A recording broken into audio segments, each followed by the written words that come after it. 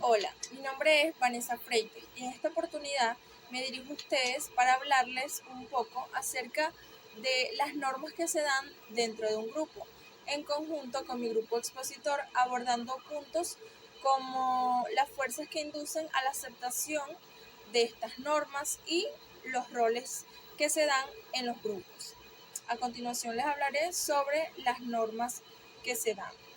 Las normas marcan un modelo de comportamiento que establece qué es lo correcto y aceptable en un grupo. Suelen estar basadas en valores y tradiciones y a medida que la sociedad evoluciona, también algunas normas suelen cambiar. Las normas son inherentes a la sociedad, contribuyen a que ésta no sea un caos, desarrollando su acción mediante un patrón de funcionamientos de las cosas. Existen normas de diversos tipos: formales, informales, institucionales, legales, pero las que nos ocupan hoy son las normas que se dan a lo interno de un grupo de trabajo, aquellas que hacen que los miembros cumplan o no lo establecido, aquellas que dependen de la comunicación y favorecen la cohesión que luego vaya a tener ese grupo y lo implicados que estén con el logro de los objetivos. Las principales funciones de las normas grupales son contribuir con la efectividad de una tarea a realizar, ejercen presión psicológica sobre los miembros del grupo y aportan a la locomoción del grupo. Ahora bien, las clases de normas. Las normas que se dan dentro de un grupo pueden ser clasificadas en distintos tipos. Estas cumplen una serie de funciones dentro de la dinámica grupal, o al menos tener ciertas consecuencias en los grupos. Estas funciones pueden ser de carácter individual, ya que eh, esta es construida a través del filtro de la sociedad y la cultura. Las funciones sociales tienen por objeto la regulación y coordinación de las interacciones y actividades de los miembros del grupo, de modo que ésta se lleven a cabo de manera ordenada, ayudarían a evitar el caos y el conflicto y así la destrucción o decaimiento del grupo. La consecución de las metas grupales y su eficiencia para lograrlo. El mantener la identidad grupal ayudará a diferenciarse de los demás. Tenemos también las normas explícitas o formales. Son aquellas que requieren de una instrucción previa para tener conocimientos de ella. Son impuestas por una autoridad. Por ejemplo, la hora de entrada al trabajo o el uso de corbata en la vestimenta del trabajo. Están las implícitas o informales, que no son normas escritas, pero sí acatadas por los miembros del grupo. Estas son sobreentendidas en virtud de su carácter táctico. Por ejemplo, un individuo no debe ofender a los demás miembros de un grupo, lo cual no es necesario que se le comunique para que él tenga conciencia de ello. Normas descriptivas. Estas constituyen el modelo de conducta que deben seguir los integrantes de este grupo. Son un marco de referencia cuando la realidad es ambigua. Indican el comportamiento típico que la mayoría de la gente hace. Normas prescriptivas. Estas indican lo que los miembros del grupo aprueban o desaprueban, especifican lo que debería hacerse y representan la moralidad del grupo. Estas actuarían como mecanismos de regulación de actitudes y comportamientos. Por ejemplo, mantener silencio en la biblioteca o cerrar la puerta después de salir. Las principales respuestas de las normas grupales son imitativas o sugestivas. Son las respuestas más primitivas donde no media la cognición o la razón. En la segunda se da por la presencia de alguien significativo. Por ejemplo, como lo hace él, lo hago yo. Conformista. Son las que aceptan la norma desde una lógica externa. Me parece una payasada, pero igual lo haré. Y desde la lógica interna, en un primer momento no está de acuerdo con la norma, pero la digiere y reelabora, encontrando una razón convincente para acatarla. Por ejemplo, no estoy de acuerdo con alguna situación, pero seguramente es necesario cumplir con este objetivo. Colectivista. No cuestiona la norma en primer lugar. Comprende rápidamente por qué acatarla le hace bien al cumplimiento de la tarea del grupo o no. Pues una respuesta colectivista puede ser no cumplir con la norma. Y la negativista es el que no cumple la norma, no está inconforme o en desacuerdo, pero no tiene recursos para comunicarlo. Las normas grupales forman parte de nuestro día a día, desde cómo debemos realizar nuestro trabajo hasta cómo debemos ir vestidos a una reunión casual o social. Su influencia es notable en nuestra conducta y, en gran medida, de forma inconsciente. Por esta razón es importante conocer bien las normas y su funcionamiento, lo que nos ayudará a conseguir una visión crítica de ellas y a desenvolvernos mejor en un grupo de trabajo. A continuación, les seguiremos hablando sobre las fuerzas que inducen a la aceptación de estas normas. Buenas, mi nombre es Anthony Blanco y vengo a exponer sobre fuerzas que inducen a la aceptación de las normas de grupo y lo que viene siendo el poder del grupo. Fuerzas que inducen a la aceptación de las normas de grupo es el proceso por medio del cual un grupo presiona a sus miembros para que se conformen a sus normas. Eso sí se llama control social. Eso quiere decir que ya un determinado grupo tiene sus normas establecidas para que los miembros las acaten, si no serán expulsados o en su defecto muchas personas quisieran entrar al grupo y si las acatan serán recibidos. Existen dos fuerzas, las cuales son la interna y la externa. Las fuerzas internas basadas en conflictos intrapersonales, las fuerzas externas inducidas por otras personas que comprenden influir directamente en la persona. Las fuerzas internas basadas en conflictos intrapersonales, Cherry demostró la forma en que un grupo influye en los individuos para que se conformen. La membresía de un grupo determina muchas de las cosas para que los individuos aprendan y hagan.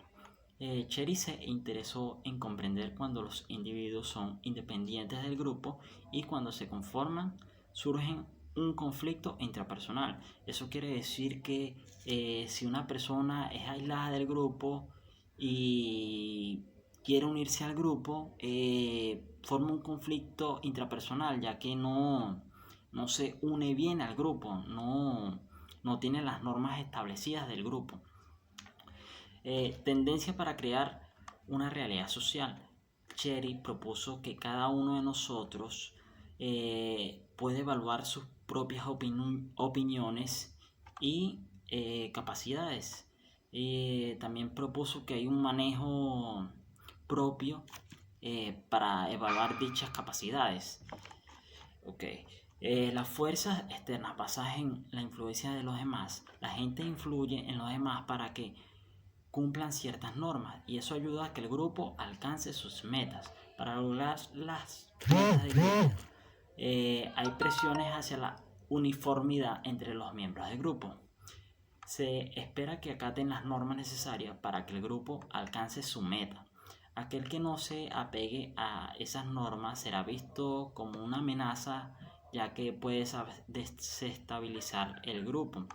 Para mantener el grupo, algunos patrones de grupo se establecen para ayudar a mantenerlo como normas.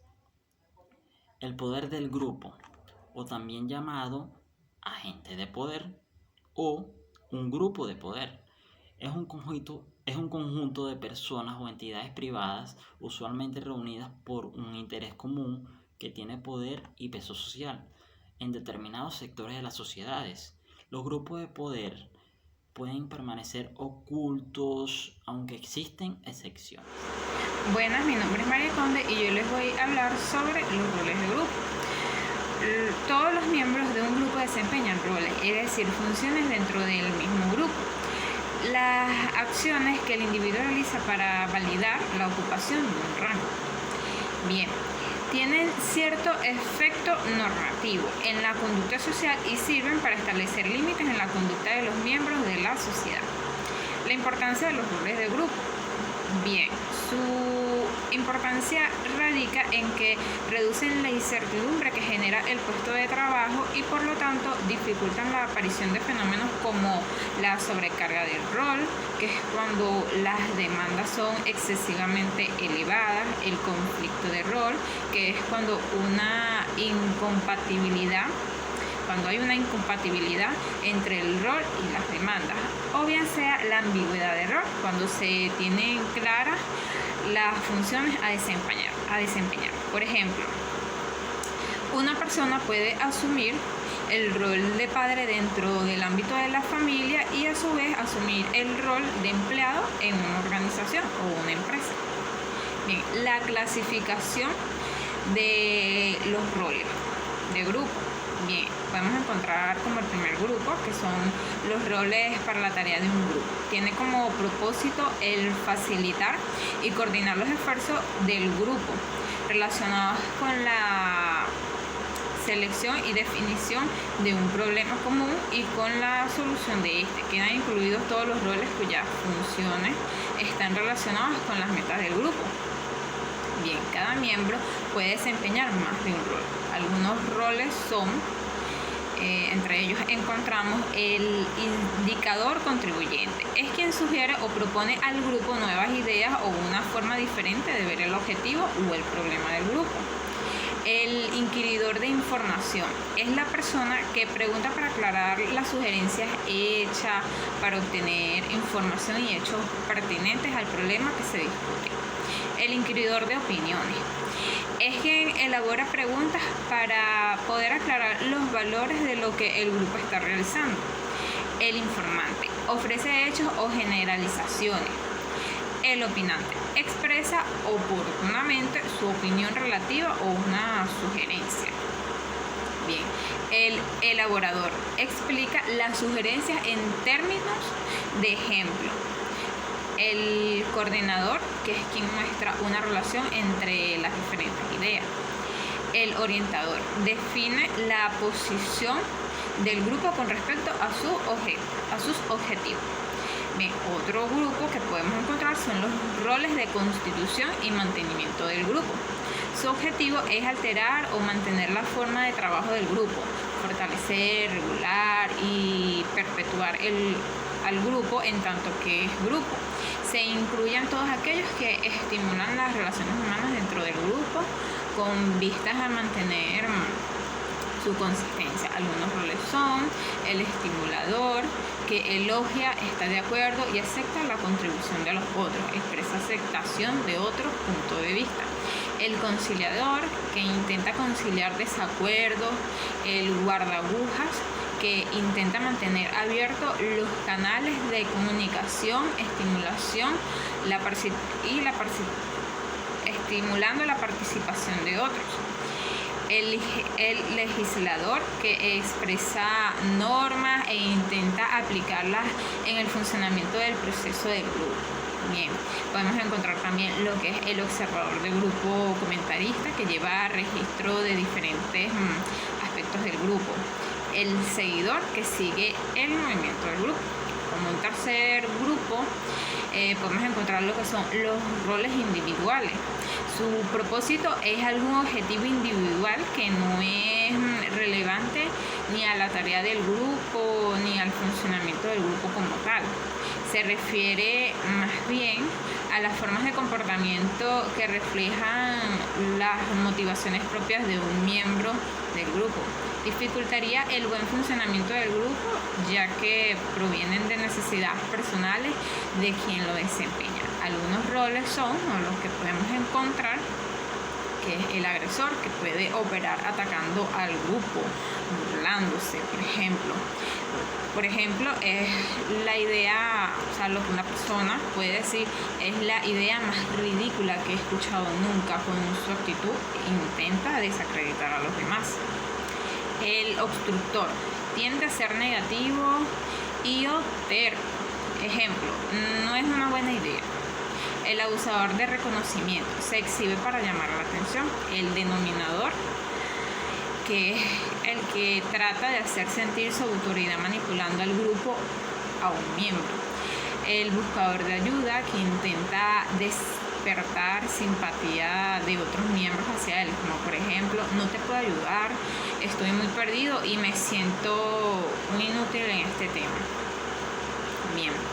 Dentro de un grupo, uno de los roles más importantes es el rol de líder, ya que como su definición lo dice, es la persona que es capaz de guiar al grupo hacia sus metas. Además, comprende con rapidez y perfección lo que la situación exige, el grupo al que pertenece y sabe convencer a los demás.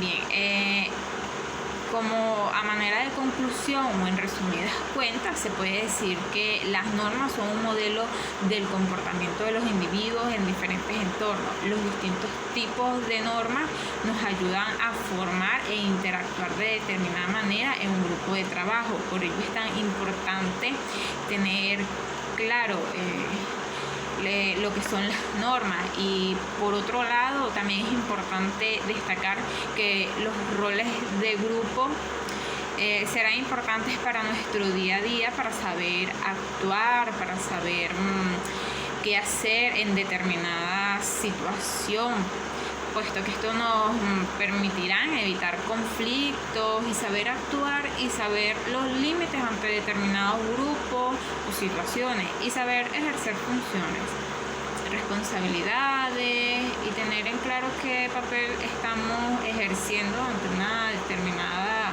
situación o un ámbito, ya sea en el plano laboral, familiar, etc. Muchas gracias.